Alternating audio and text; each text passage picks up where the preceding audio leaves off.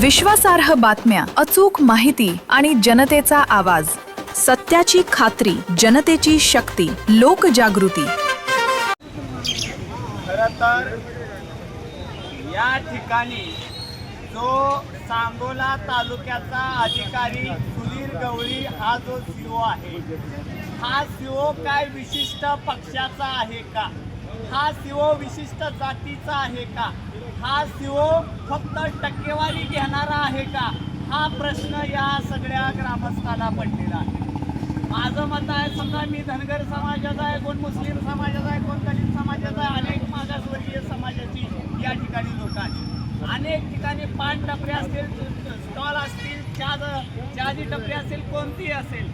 तुम्हाला जर समजा अतिक्रमण काढायचं असेल, अतिक्रमण हे महात्मा फुले चौकापासून सांगोला तालुक्यातल्या सर्व रस्त्याकडेचे स्टॉल असतील, रस्त्याकडे कुणाच्या नेत्याच्या एखाद्या नेत्याच्या जर आशीर्वादाने तो जर स्टॉल टाकला असेल तर त्याच्यावर कारवाई झाली पाहिजे.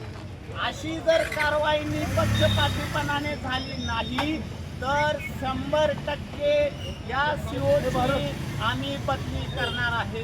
ही सीओ 100% 2 वर्ष असतात, तो अजून 4 ते 5 वर्ष या तालुक्यामध्ये काय करतोय, किती टक्केवारी या मंत्र्याला दिली, तिथं राहण्यासाठी त्यांनी काय काय केलं, किती आटाटोपा केला, प्रत्येक रस्त्यामध्ये, प्रत्येक गटारीमध्ये, प्रत्येक या सगळ्या कामामध्ये किती भ्रष्टाचार झाला. माझ्याकडं गाडी भरून यादी आहे, गाडी भरून. या तालुक्यात किती प्रकारचा भ्रष्टाचार या सीओनी केलेला आहे, या नगरपालिकेला माझ्याकडं गाडी भरून लिस्ट आहे. ती लिस्ट मला बाहेर काढायला भाग पाडू नका. एखाद्या अनुसूचित मागासवर्गीयांच्यावर अन्याय झालेला मी सहन करू देणार नाही, माझी ती औलाद नाही. मी काय म्हणतोय, जर तुम्हाला अतिक्रमण काढताय तुमचं स्वागत आहे, पण एखाद्या जातीचा आहे, एखाद्या पंथाचा आहे, हा नेत्याचा आहे, हा मामाचा आहे, दादाचा आहे असं म्हणून जर काढणार असाल तर आम्हाला ते मान्य नाही. 100% तहसील कार्यालयासमोर विद्यार्थी असेल, पिचलेला असेल, ज्याच्यावरती अन्याय झालेला असेल, तहसील कार्यालयावरती 15 ऑगस्ट या रोजी येणार. छाती ठोकपणे सांगतो, अरे आम्ही येतोय तुम्ही पण या. हे फक्त आमच्यासाठी चाललेलं नाही, तालुक्यातल्या प्रत्येक कामामध्ये भ्रष्टाचार भ्रष्टाचार भ्रष्टाचार.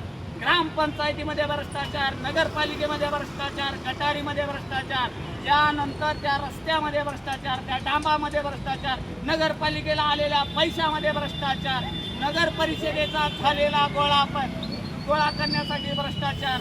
अनेक जे काय नगरपालिकेमध्ये कामं आहेत त्यांनी घरं कशी बांधली, 2-3 कोटीची 10 कोटीची प्रॉपर्टी कशी कमवली, ही सगळी यादी माझ्याकडे आहे. समजा गळ्याजवळ आलं तर आम्हाला उघडायला भाग पाडू नका. 4 दिवसाचा अल्टिमेटम आहे. 4 दिवसामध्ये प्रत्येकाला जर न्याय मिळाला, आम्ही संविधानात्मक पद्धतीनं लढणारी औलाद आहे. जय भीम, जय संविधान.